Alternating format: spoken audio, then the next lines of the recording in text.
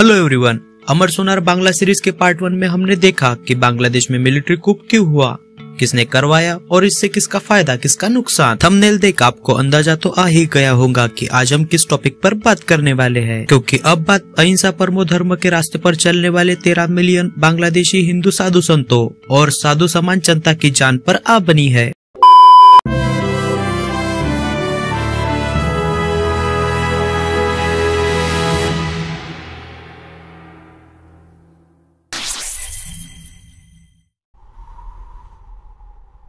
तीस सितंबर 2012 protester Burns Bangladeshi Buddhist temple.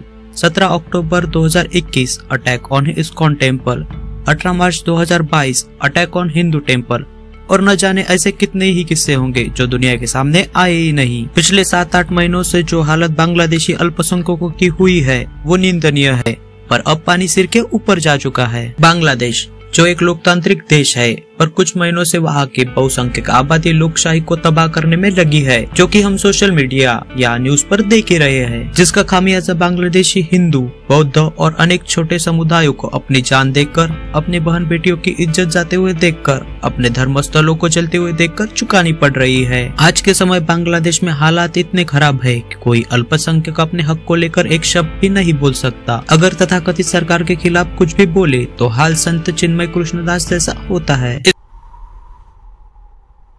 ISKCON एक ऐसी नॉन प्रॉफिटेबल संस्था जो गौड़ीय वैष्णव संप्रदाय की सबसे बड़ी शाखा है, जिसके सेंटर सारी दुनिया में है, जो लोगों को भगवान श्री कृष्ण से जोड़ती है, अपने सनातनी हिंदू संस्कृति को घर घर पहुंचाने का प्रयास करती है। और इसी संप्रदाय से निकले संत है चिन्मय कृष्णदास प्रभु जी, जो बांग्लादेशी अल्पसंख्यकों की बुलंद आवाज बन उनकी समस्याओं को इंटरनेशनल मंच प्रोवाइड कर रहे थे, जिससे बांग्लादेशी अल्पसंख्यकों की आवाज दुनिया के कोने कोने तक पहुँचे। आज उनकी आवाज को दबाने का काम बांग्लादेश की तथाकथित सरकार कर रही है, जिनको कुछ दिन पहले ढाका के एयरपोर्ट से कुछ इस प्रकार अरेस्ट किया गया जैसे किसी टेररिस्ट को किया जाता है। आप सभी ने ये वीडियो तो देखा ही होगा, जिसमें बांग्लादेशी हिंदू हरे कृष्ण हरे नामा के महामंत्र का जप कर रहे हैं। बस यही मेन कारण है कि बांग्लादेश के बहुसंख्यक इस्कॉन और चिन्मय कृष्णदास प्रभु जी से चिड़े हुए हैं, क्योंकि बांग्लादेशी अल्पसंख्यक एकत्रित आ गया तो बांग्लादेशी बहुसंख्यकों का गजवाई हिंद का सपना सपना ही रह जाएगा।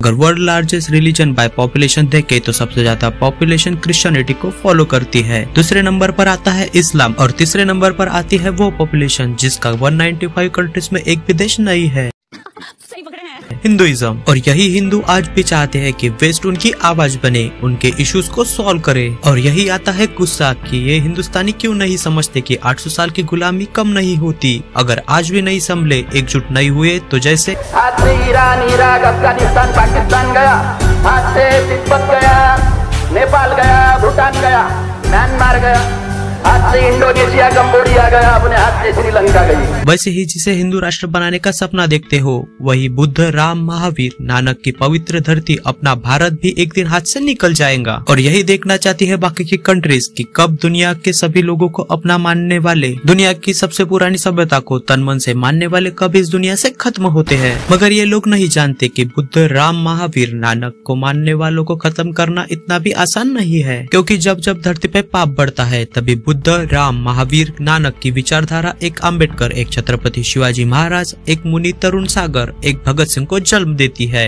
एंड हिस्ट्री टेल्स अस कि जब जब एक छत्रपति शिवाजी खड़ा हुआ तो किस प्रकार मुस्लिम इन्वेडर्स का जीना हराम हुआ। अब आप बोलेंगे कि छत्रपति शिवाजी महाराज सिर्फ एक बार जन्म लेते हैं, बार बार नहीं। मुझे लगता है कि आप छत्रपति संभाजी महाराज, पेशवा बाजीराव या फिर छत्रपति के कांधे से कांधा लगाकर लड़ने वाले उनके मावड़ों को भूल रहे हैं, जिनके आदर्श छत्रपति शिवाजी महाराज और सपना हिंदवी स्वराज। इस भारत में रहने वाला प्रत्येक बौद्ध, हिंदू, जैन, सिख माने तो छत्रपति शिवाजी महाराज के ही वंशज है। सिर्फ फर्क इतना है कि आपको उन महावीर समाज, जिन्हें पता ही नहीं कि बचपन में उन्होंने फल समझ भगवान सूर्य को खा लिया था, जब तक आपको आपका जामुवंत न मिले तब तक आपको आपकी ताकत का एहसास नहीं होगा।